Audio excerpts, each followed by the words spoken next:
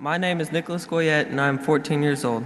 I live in Biloxi, Mississippi, in the southern portion of the United States.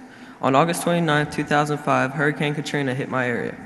It killed 238 people and left thousands of people homeless. Some people decided afterward to move to other areas. However, we stayed in Biloxi. I remember walking my dog and finding new items that had been in our house before the storm but were now scattered across the neighborhood. We lived in a trailer for the next 2 years. My brother and I shared a room that could only fit 2 small bunk beds and a walkway. We all tried to be the first one to awake so that we could get the hot water. The hot water tank only held 5 gallons, so if you were not first, you were very cold. Prior to the storm coming, we evacuated to my aunt's house. My parents went down to check on things 2 days after the storm.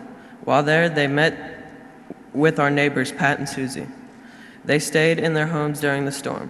When the water rose chest high, they decided to try to move to higher ground.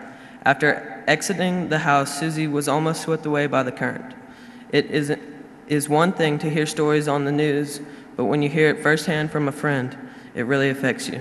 She lost her purse during the struggle, and for weeks she tried looking for it, but it was never found. When I returned to the house, it was nothing I had ever experienced before, nor hoped to see again. Everything from the roof down was gone.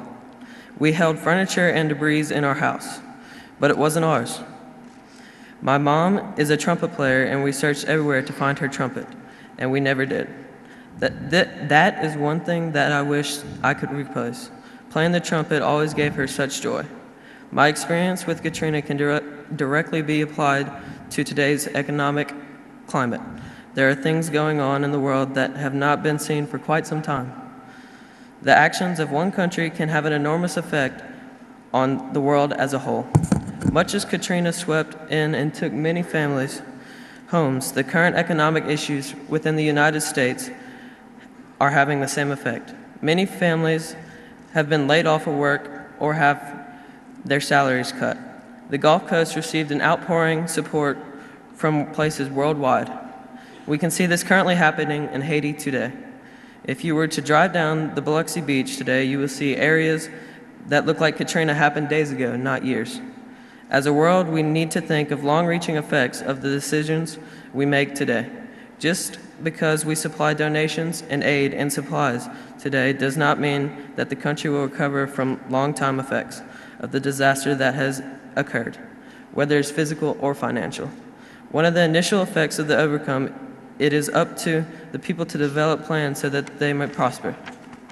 The current economy has been a direct effect on my family as well.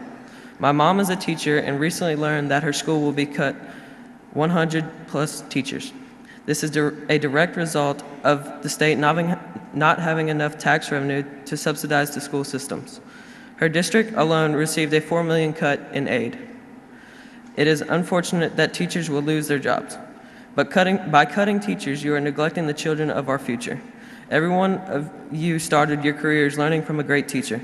Think about this for a minute. At some point in your education, you decide to take the path that you have taken to your current position. Sir Isaac Newton said, "For every action, there is an equal opposite reaction." The current economic climate has long-reaching effects that are not measured by one day's events. Adversity of all types, physical or economical, can be overcome with the time and perseverance. As business leaders, you must be creative in your ideas. What worked in the past cannot work today. I have listened to some of the discussions here and have heard a common theme of education. Invest in the education of your children and that of your workforce, and your business will be able to overcome the adversity that you encounter. The events of August 29, 2005 will always remain a part of me, but it is what you do with those experiences that truly make a difference. One of my teachers mentioned recently, adversity does not build character, it reveals it.